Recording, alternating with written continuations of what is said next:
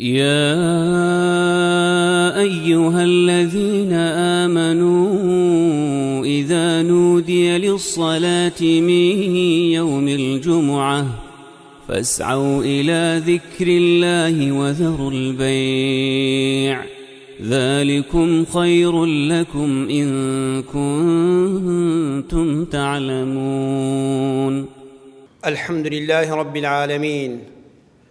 والصلاة والسلام على سيدنا وحبيبنا محمد وعلى آله وأصحابه أجمعين. ئیمانداران و خواناسانی زۆر بەڕێز، لە شاری مەدینەی پرشنگداردا، شارەکەی پێغەمبەر صلی الله عليه وسلم، هەندێک دەستکەوت و پارە و خۆراک و جل و بەرگ هەبوو کە پێغەمبەر صلی الله عليه وسلم دانیشتوانی هەمووی کۆکردەوە و بە دادپەروەری و حکمت و لێزانی دابەشی کرد، نەک بە یەکسانی. ئەوانەی کە ماندوو بوون،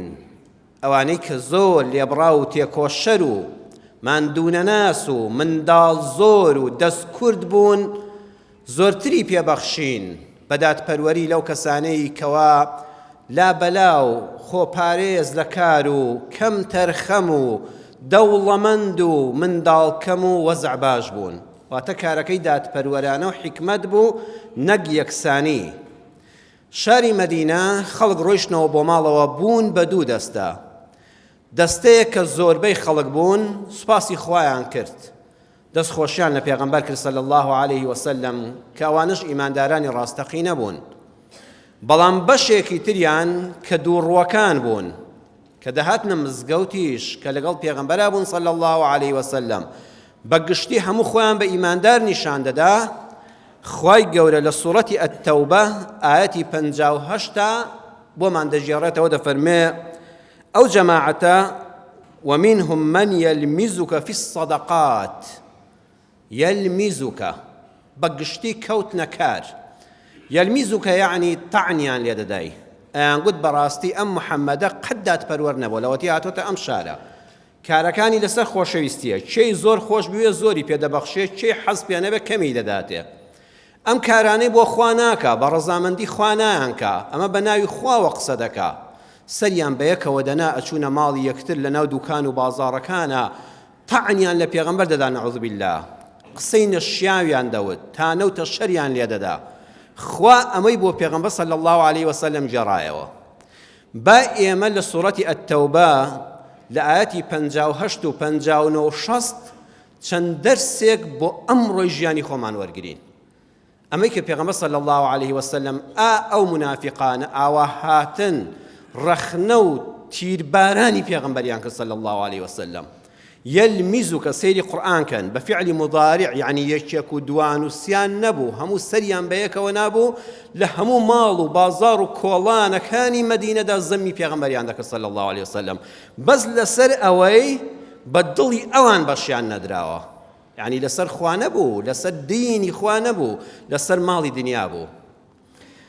آتكاني قرآن هموي درسن يقو شدب لسري بوستي. دەرسی یەکەم لەم بەسەر هاتەدا کە ئێمە دوای 1400 و ئەوەندە ساڵی ئێستا لە مزگەوت باسی دەکەین،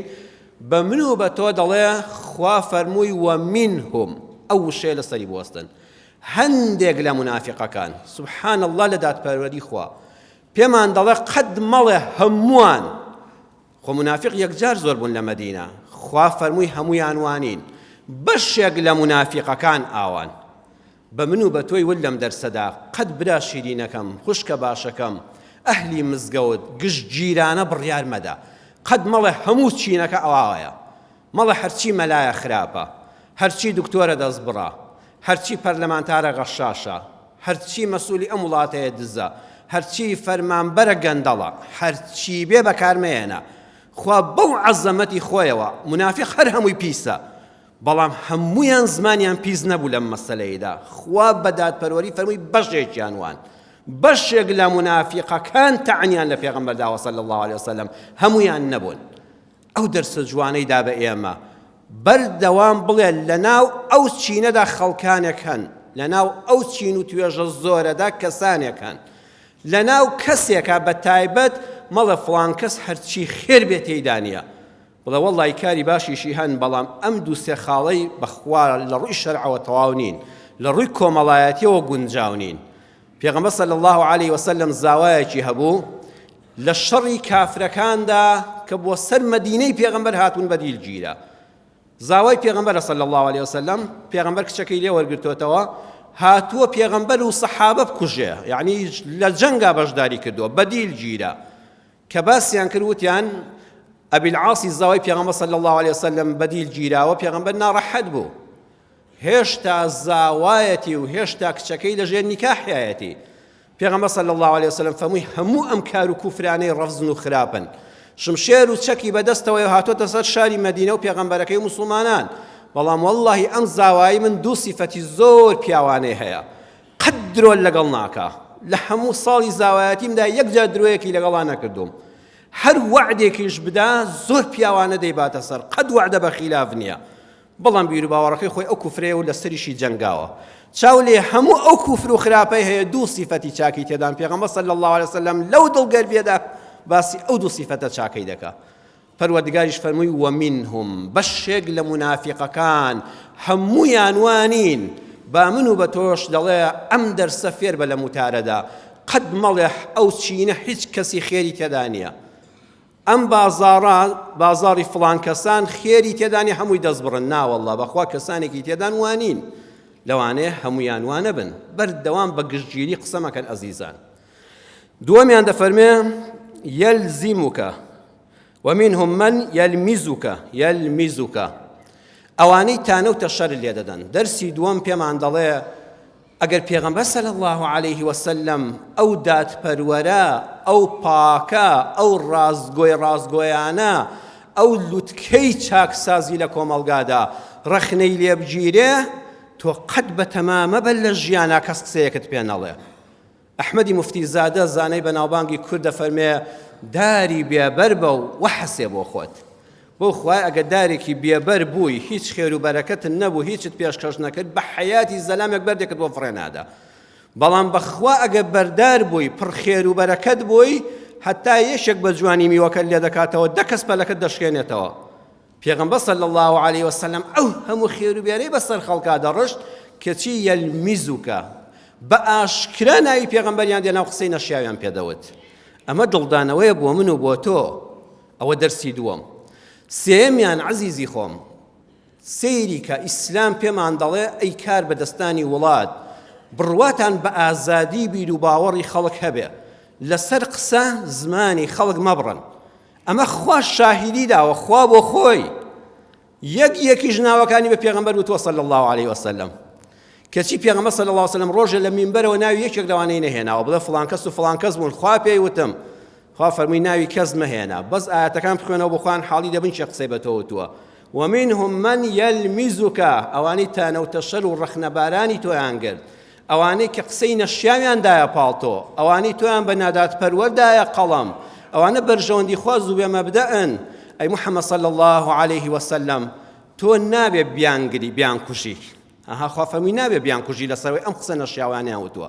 یەلمیزوکە بە چێژ بە پێغەمبەر صلی الله عليه وسلم، ئەو پەڕی کوفرە، لوتکەی کوفر ئەوەی ئینسان بێئەدەبی بەرامبەر بە پێغەمبەر کە صلی الله عليه وسلم. کەسی سەیری قورئان کەن، خوا فەرمووی نابێ بیان کوژی،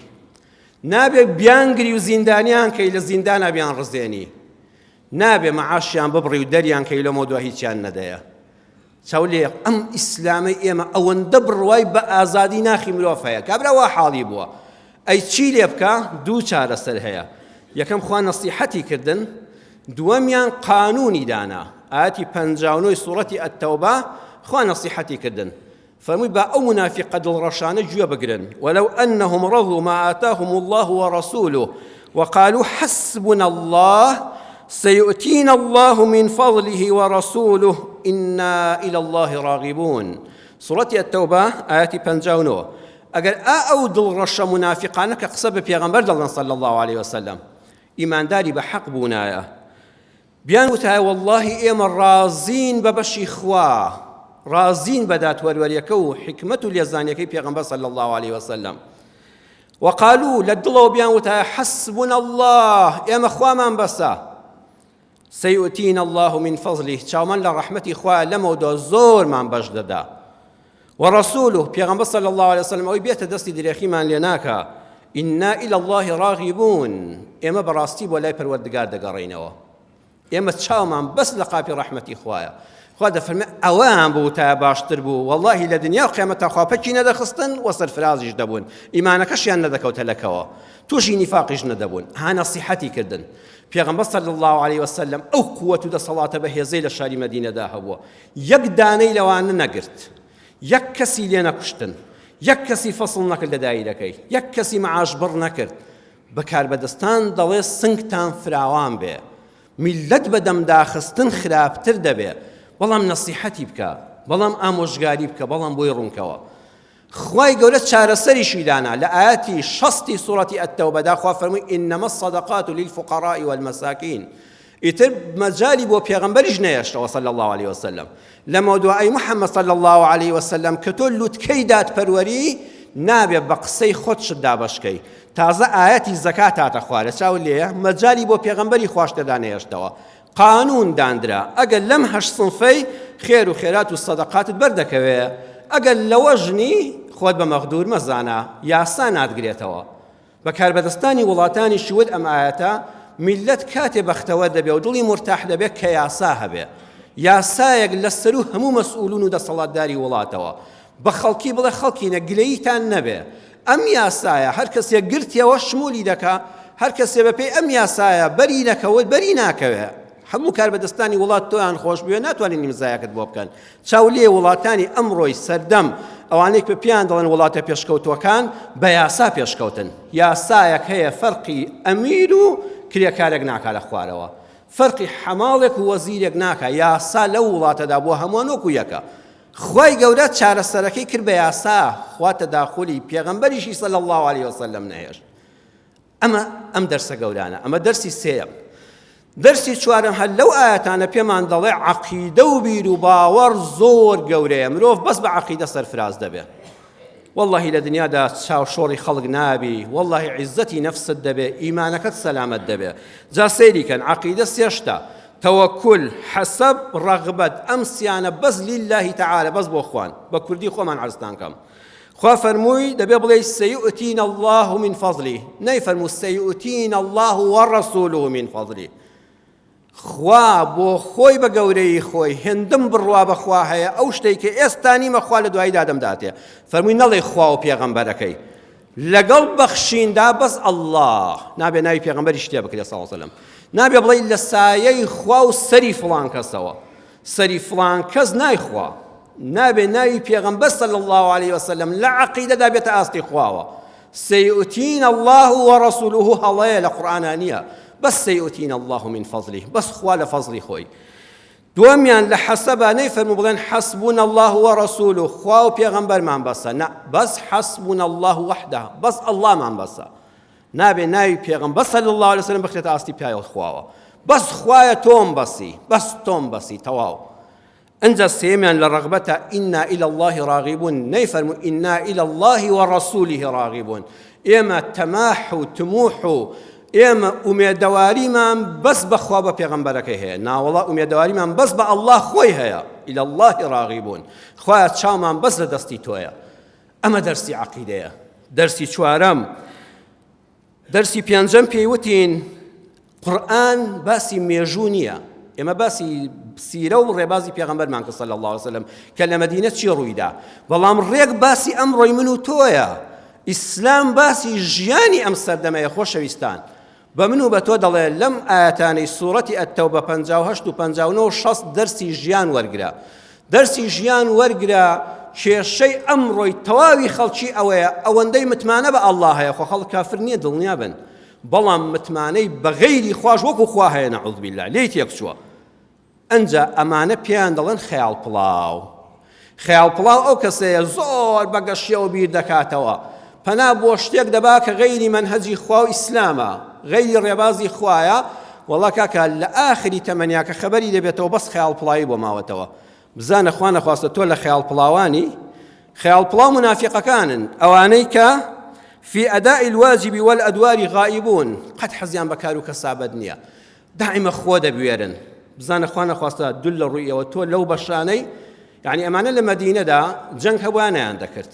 خزمەتێک هەبوایان نەیان دەکرد، ناشتنی دارێک هەبوایان نەیان دەکرد، بەڵام کە دەکەوتە سەر دەستکەوت و مادە لە پێشەوە سنگیان دەپەڕاند. بەس حەزم لێیە وەرگرم، حەزم لێ نییە کار بکەم.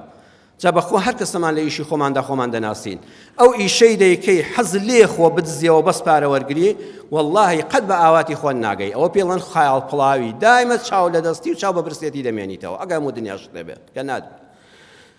دووەمیان ئەو کەسانەی کەوا بۆ بوونی منداڵ پەنا بۆ غەیری خوا دەبن. لەم شارانەی کوردستاندا خۆشتان بیستان و بینیتان، خەڵک هەیە چەند ساڵەکە منداڵی نییە، سەگی سەر بڕیوە، سەگێکی بەستە زمانی سەر بڕیوە بۆ ساحیرێکی بەرێ، ساحیرەکە سحری منداڵ نەبوونی لێ بەتاڵکاتەوە. پەنا بەخوا خۆمە موسڵمانیشە، لەوانێ ڕەمەزانیش بە ڕۆژوو بێ و نوێژیش بکاو، بەڵام دەڵێ ساحرێک گوتوێتی ئێوە سحری بەستنی منداڵتان لێکراوە، سەگێک بێنە خوێنی سەگەکە پیسە، بەو خوێنە پیسە و سیحرە بەتاڵ دەکەمەوە. کابراش ئامادە بۆ سەگی سەر بڕیوە، ئەمە لە کوردستان ڕوویداوە، تەلەڤیزۆنەکانیش باسییان کرد، سەگی سەر بڕیەوە بەس بۆ ئەوەی منداڵی ببێ. خوا دەفەرمێ بەس خەیاڵ پڵاویت بۆ دەمێنێتەوە، هەموو سەگی سەر زەوی سەر ببڕی بۆی منداڵت بێ، بەس خەیاڵ پڵاویت بۆ ماوەتەوە. ئەوە بدوتایە حەسبونا الله، ئەو ژن و پیاوە بیان وتایە سەیؤتینا الله من فەضله، ئێمە چاومان لە قاپی خوایە، کەی ویستی ئەو کاتە پێمان دەبەخشێ، نائومێد نین، ئینا إلی الله راغبون. ئێمە بەس چاومان لە لوتفی خوایە، چاومان لە ساحر و نوشتە نووس و قەبری فڵان کەس نییە بۆ منداڵەکانمان. والله هەر کەسێک بۆ بوونی منداڵێک پەنا بۆ غەیری حەسبونا الله بەرێ، بەس خەیاڵ پڵاوی بۆ دەمێنێتەوە. کەسێک دڵخوازی کەسێکە و بۆی نابێ، ساحرێک نوشتە نووسێک فاڵچیەک پێی دەڵێ بڕۆ کلکی پشیلەیەک ببڕە،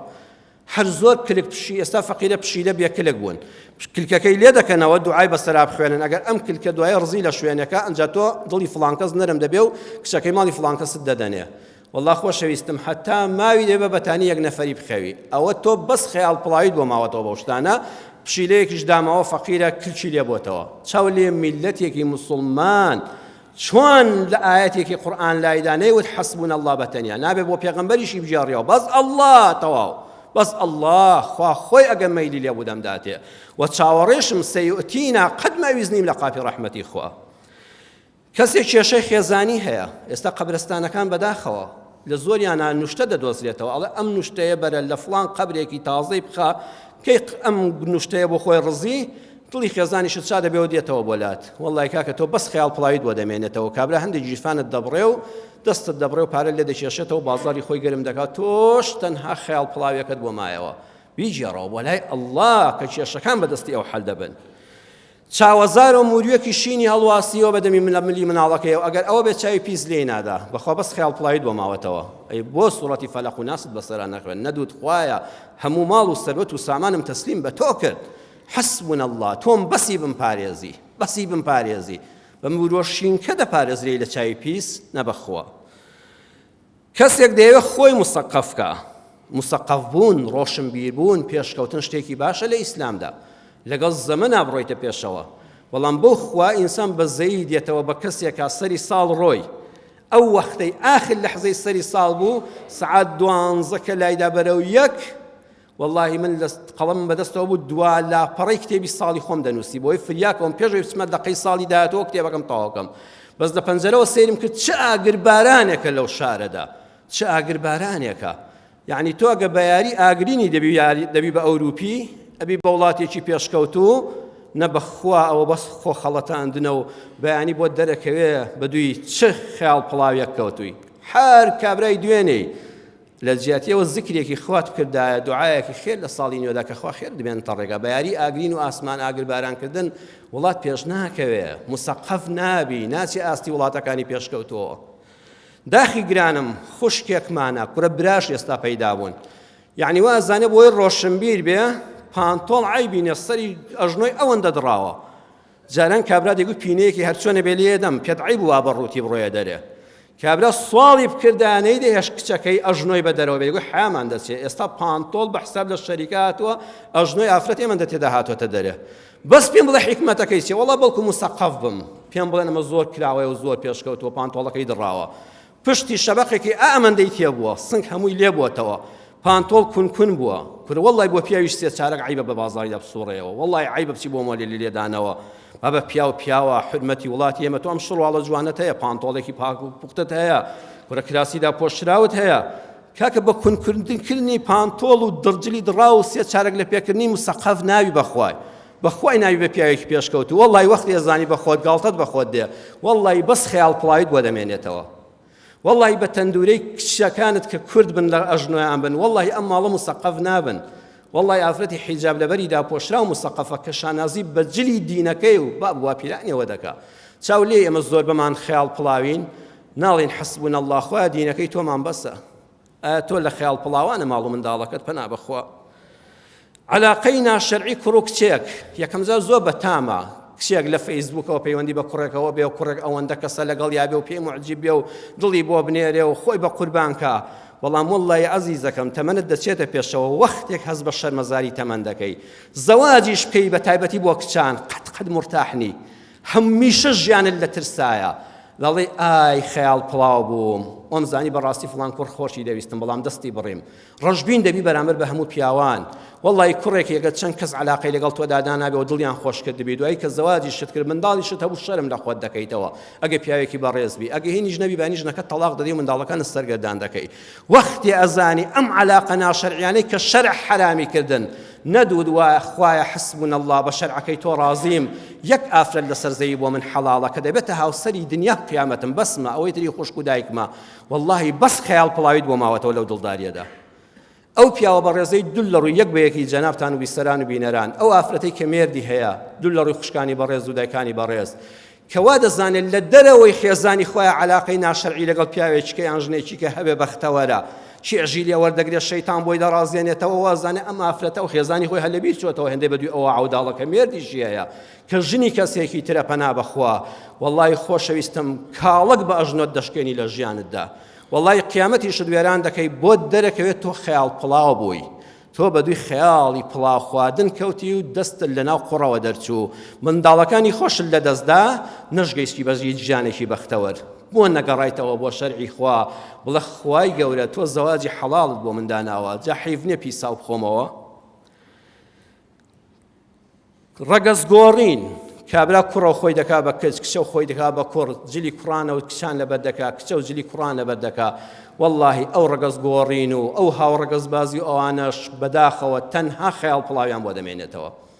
خاڵی کۆتاییم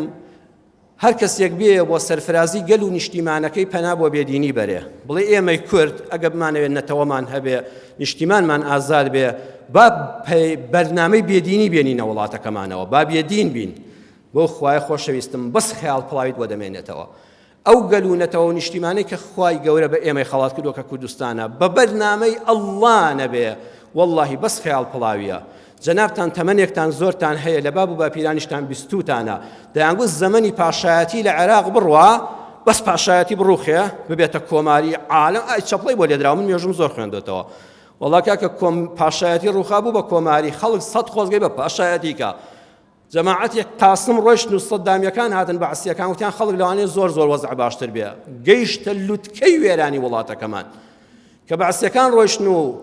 2003 هاتو عێراق وڵاتی ئەشکەنیوە بوو خەڵک ئای گەشبین بوو دەیانگوت ئەمجا حکمی پەرلەمانی فیدراڵی کۆنفیدراڵی سیستمی پەرلەمانی کورد بۆ خۆی ڕئیس جمهوری لە بەغا هەیە وەزیری هەیە پەرلەمانتاری هەیە ئیتر تەواو ئێمە ڕزگارمان بوو ئێستا هەموو ئاواتەکانت بوونە خەیاڵ پڵاوی ڕۆژانە درۆرمباران دەکرێ ڕۆژانە موچە و وجەت دەبڕدرێ وەڵڵی هەمووی پەشیمانیە چونکە دەبێت بگەڕێینەوە بۆ ڕێبازێک کە ئەڵڵا دایناوە بەغەیری حکمی خوا هیچ کەسێک هیچ گەلوونەتەوە و نیشتیمانێک بەخوای بەختەوەر نابێ جا ئەو یاسای خوایەش جێی هەمووانی تێدا دەبێتەوە جێی غەیرە موسڵمان و هەموو مرۆڤایەتی تێدا دەبێتەوە قورئانێکە بە ڕەب العالەمین دەستی پێکردووە بە مەلیکی ناس کۆتایی پێهاتووە خوای عالەمینەوە خوای خەڵکە هەموو خەڵک مافی خۆی وەردەگرێ بەڵام بەخوای هەر ڕۆژێک ئەبێ بگەڕێیتەوە بۆ خۆزگەکانی دوێنە چونکە تۆ خەیاڵ پڵاوی هەر کەسێک بە تەمای غەیری خوا بێ هەر کەسێک بە تەمای غەیری ئیسلام بێ بۆ ئەوی بە ئاواتەکانی بگا دەبێ هەر بە ئومێدی فرۆی چەوری بەرخەنێر بی چاو لە هێلکەی دوو زەردێنەی کەڵەشێر بی زۆر داماوە ئەو کەسەی بەدیار بەرخۆلەیەکەوە دانیشتە جا بەرە خەتا نەبێتە مەڕوو بەچکەی نەبێ فرۆی چەوری نابێ شیری نابێ جاوەرە بەرخەکە نێر بێ تەواوی تەمەنی خۆت بە دیار بەرخێشی نەرەوە دانەی بەڵکو شی بێتە گوانەکانیەوە و فرۆیەکی چەور بخۆی خەیاڵیان نا بەس خەیاڵت بۆ مایەوە بە ئومێد چاو لە هێلکەی دوو زەردێنەی کەڵەشێر بی کەڵەشە قەت هێلکە ناکات جا تۆ چاوەڕێژ بی بە دیارەوە ڕۆژانە دانیشی بەڵکو هێلکەیەکی دوو زەردێنت بۆ بکە هەر کەسێک بە تەمای غەیری ئەڵڵا بێ بە تەمای غەیری ڕێبازی ئیسلام بێ بگا بە ئاواتەکانی ئەبێ هەر بە ئومێدی فرۆی چەوری بەرخەنێر بی چاو لە هێلکەی دوو زەردێنەی کەڵەشێر بی یا ڕەبی خوا بە ئاگامان بێنیتەوە خوا لە قورئانەکەت باشتر حاڵیمان کەی پەروەردگارە ڕێبازێکت بۆ نادوین کە ئیسلامە هەرچی کەم و کوڕی بێت تێیدانیە خوا بمانجێڕێەوە بۆ ڕێبازی ئیسلام